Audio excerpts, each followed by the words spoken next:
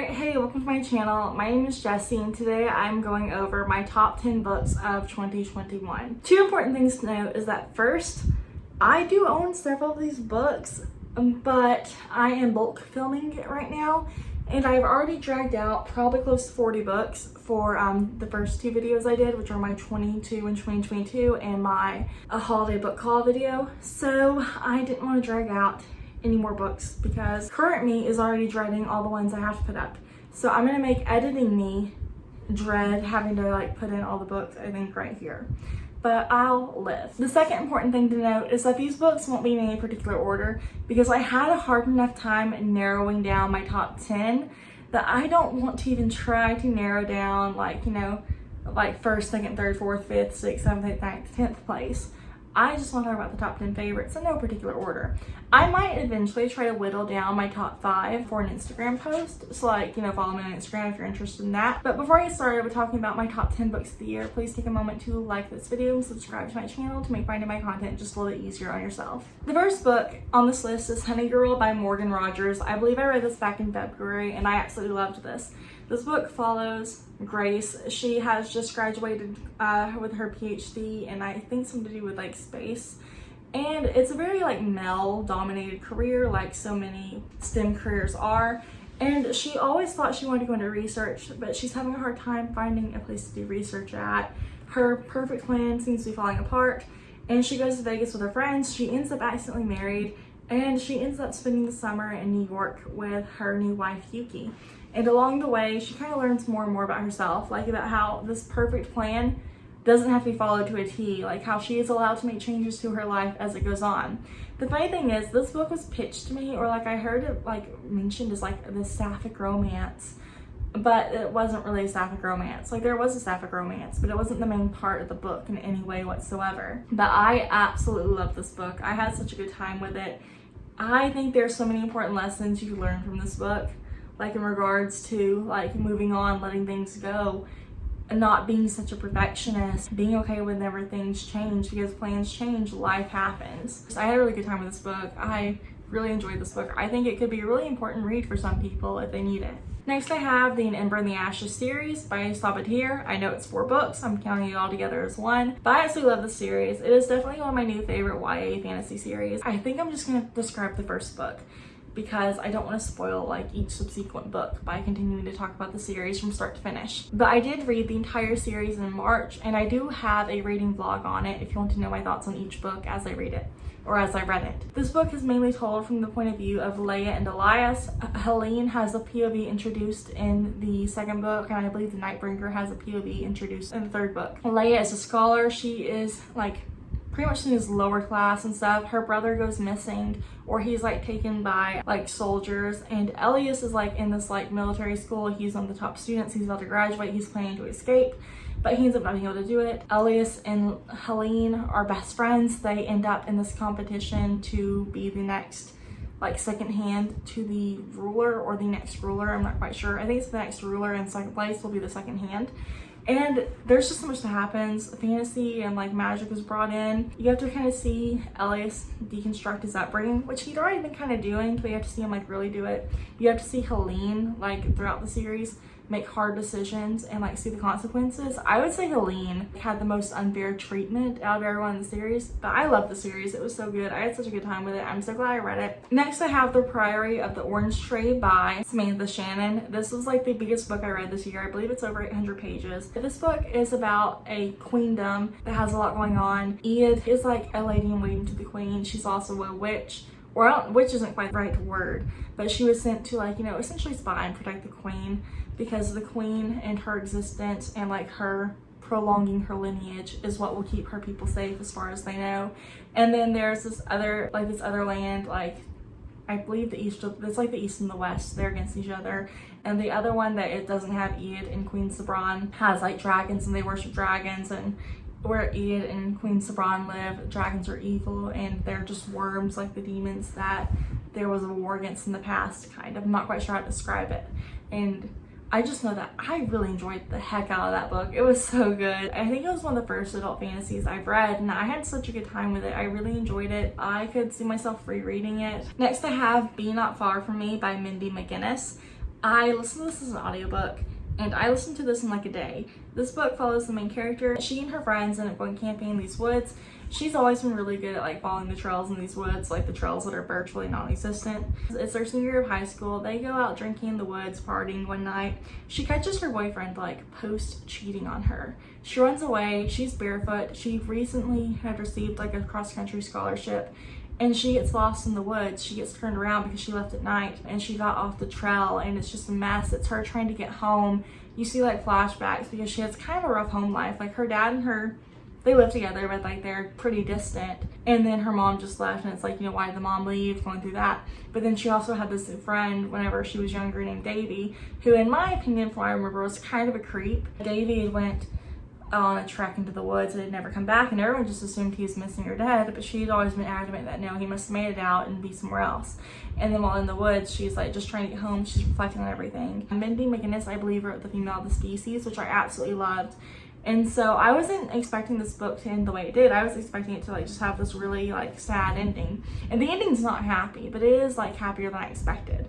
But it was a really good book, and I really enjoyed it. It's one that I need to get a physical copy of. I also have The Kiss Quotient by Helen Wong. This is actually the first book I finished in 2021. And this book is about Stella. She has Asperger's. Her parents have let her know that, hey, we would really like for you to get married and have kids one day. And so in order to prepare herself for that, she hires an escort. And somehow they end up, her and Michael, the escort, end up in like a fake dating relationship so he can teach her what it's like to have a boyfriend and I guess stuff like that. And they end up developing real feelings along the way. You find out like Stella has this really prestigious job. I think her parents are fairly affluent and prestigious in whatever they do.